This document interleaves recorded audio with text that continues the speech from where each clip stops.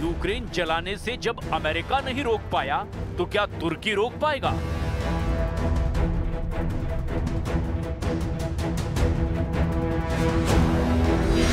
Putin से जब Trump युद्ध समझौता नहीं करवा पाए तो क्या एर्दोआन करवा पाएंगे?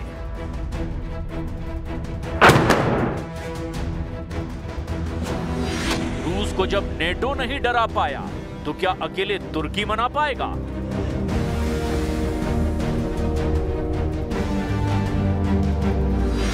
ब्रिटेन, पोलैंड से पहले पुतिन के टारगेट पर आया नेटो का तुर्की।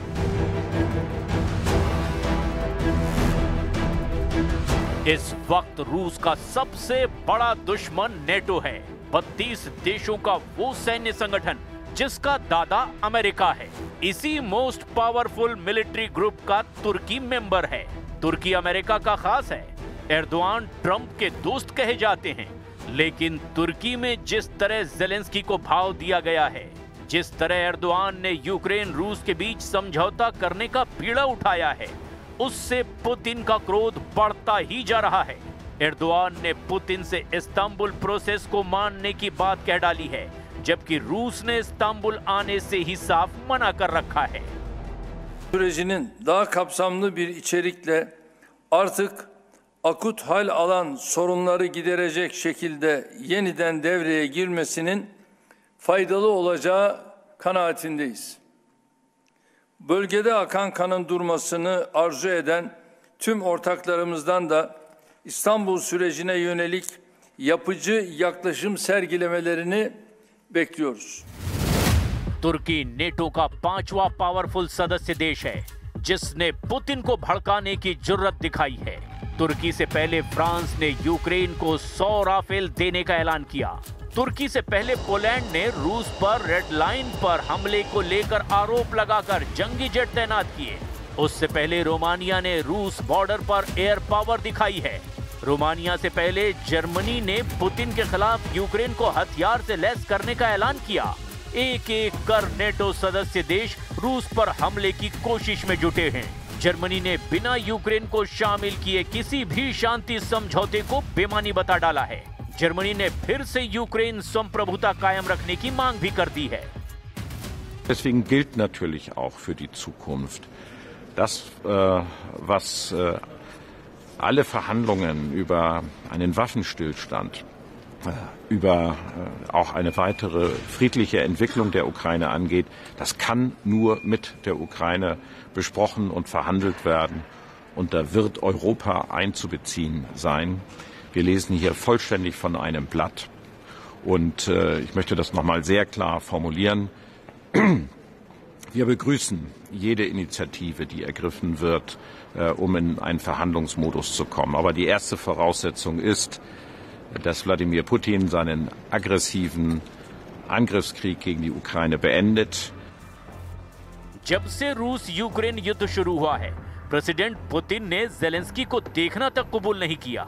ज़ेलेंस्की से पुतिन की आखिरी मुलाकात साल 2019 में हुई थी। जिन ज़ेलेंस्की की पुतिन ने हर जगह एंट्री बैन कर रखी है, उन्हें यूरोपीय यूनियन शांति समझौते का सबसे बड़ा विलेन बताकर भी भड़का रहा है।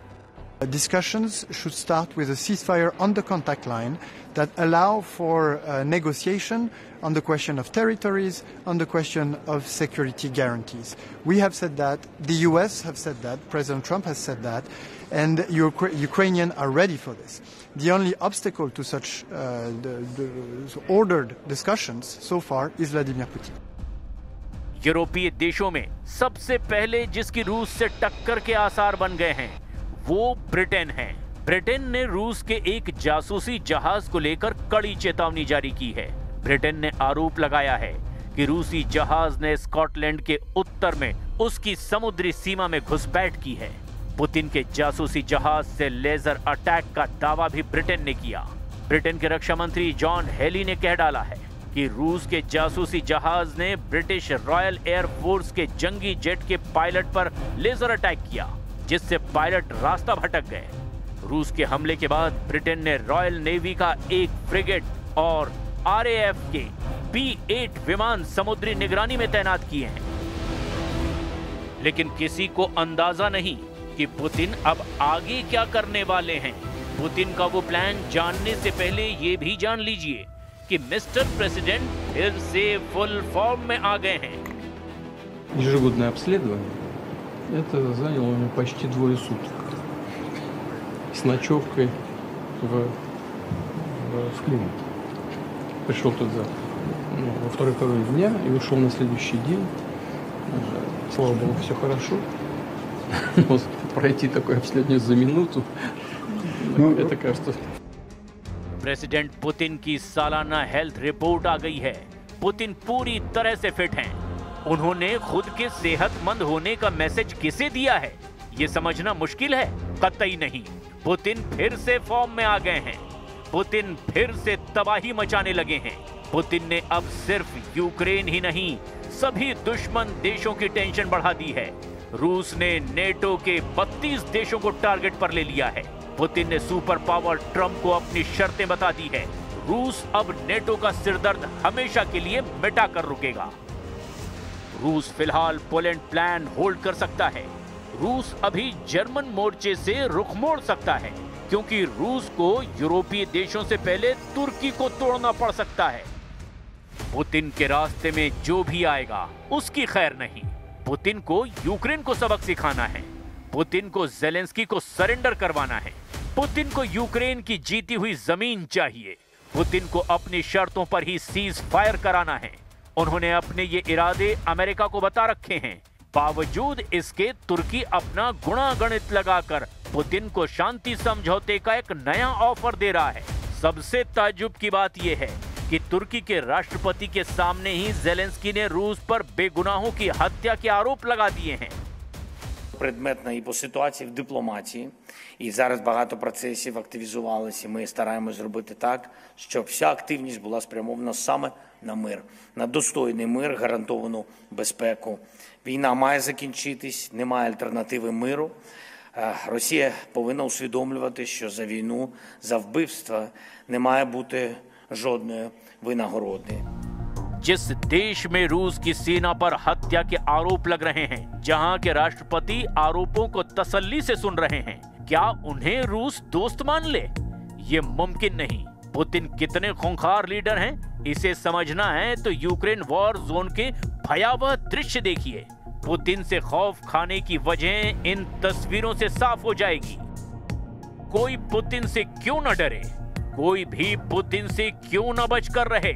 ये दृश्य देख रहे हैं, ये तबाही देख रहे हैं, ये रूस के हमले में जलता यूक्रेन है।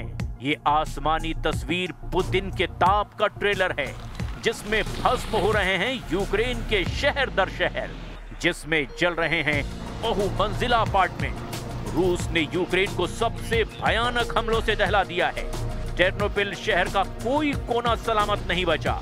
टेर्नोपिल में रूस के खतरनाक हवाई हमलों में 26 लोग मारे गए हैं। टेर्नोपिल में रूसी हमलों के बाद एनर्जी और ट्रांसपोर्टेशन इंफ्रास्ट्रक्चर तहस नहस हो गया है। रूस के हमले के जवाब में यूक्रेन ने ड्रोन की बौछार कर रियाजान शहर में भारी तबाही मचाई है। इस बीच ट्रंप के पीस प्लान का सबसे अहम फॉर्मूला सामने आया है। ट्रंप ने पुतिन को 28 सूत्रीय फॉर्मूले पर शांति समझौते पर सहमत करने की कोशिशें शुरू कर दी है, जिसमें पुतिन को बम्पर ऑफर दिया गया है। ट्रंप के बयान शांति प्लान में पुतिन को पूर्वी डॉनबास पर कंट्रोल मिल सकता है। बदले में रूस को कुछ रेंटल फीस देनी होगी। द टेलीग्राफ के रिपोर्ट के मुताबिक सूत्रों ने कहा कि कीव का डॉनबास के उन इलाकों पर कानूनी मालिकाना हक पहले की तरह बना रहेगा। अगर पुतिन तैयार हुए तो यूक्रेनी सेना डॉनबास के बाकी बचे बिना कब्जे वाले इलाकों को खाली करवाएगी और उन्हें डीमिलिटराइज जोन में बदल देंगे। इसके बदले में रूस जापोरेजिया और खेरसॉन में यूक्रेन का कब्जा मान लेगा। ट्रंप की नई शर्त में यूक्रेन को अपनी सेना कम करनी होगी, साथ ही पश्चिमी देशों से हथियारों को लेना बंद करना होगा। और इतना ही नहीं, यूक्रेन को सभी विदेशी सैनिकों को बाहर निकालना होगा। यूक्रेन के संविधान के तहत किसी भी इलाके का ट्रांसफर रेफरेंडम से नहीं हो सकता।